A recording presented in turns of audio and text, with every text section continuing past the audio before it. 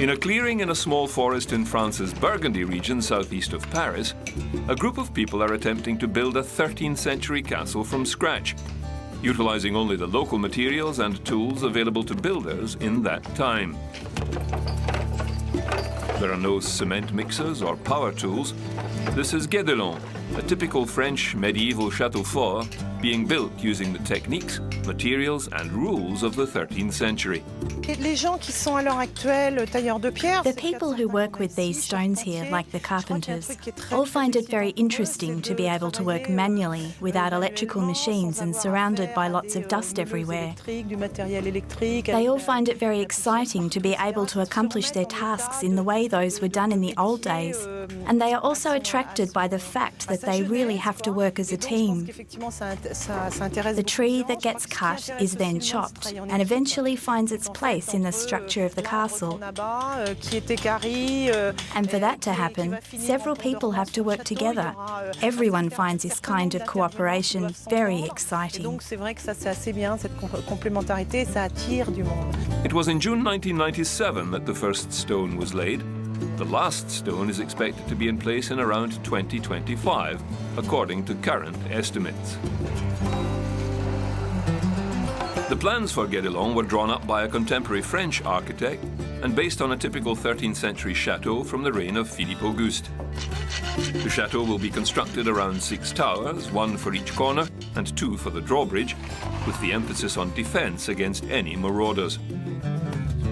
The day-to-day running of the site is based on the diaries of medieval builders that describe daily life on a construction site in the Middle Ages. Guédelon is a spectacular living history lesson. The siegecraft of the times was primitive, thus high, thick walls could cope with most onslaughts. However, this began to change with the advent of gunpowder and the cannon. In defense, castles began to incorporate additional wall slits to fire the new arquebus, and cannon and mortar were placed along the battlements.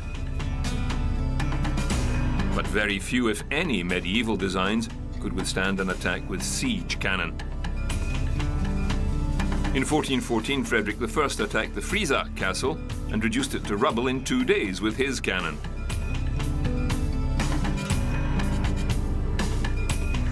In 1415, Henry V's siege of Harfleur was completed with the use of prolonged cannon fire.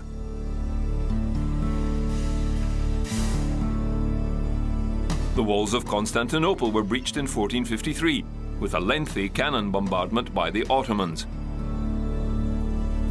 In 1523, Nanstein Castle was ruined in 1 day of cannon fire by Philip of Hesse. The list goes on.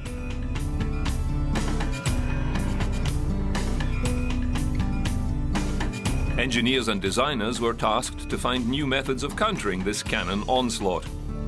Artillery towers were built at the angled junction of exterior walls. Tall towers and excessive merlons were removed. Walls became lower, thicker, curved and angled to best deflect shot.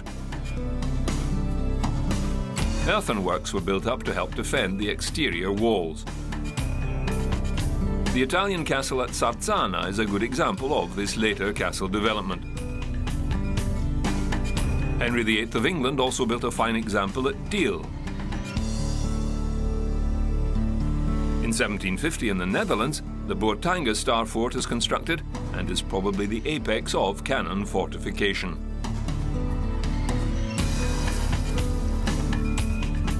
This design was defense in depth. The low angular walls with sharp angles gave cannon positions the ability to interlace fields of fire to all approaches to the walls, which were buried deep in the earth. Ditches and trench work were developed further to slow the approaches to the walls, allowing time to bring cannon to bear where needed. However, the advent of gunpowder was the beginning of the demise of the traditional castle. Castles acquired a secondary role as residences or blockhouses in mountain passes or storage for military stockpiles.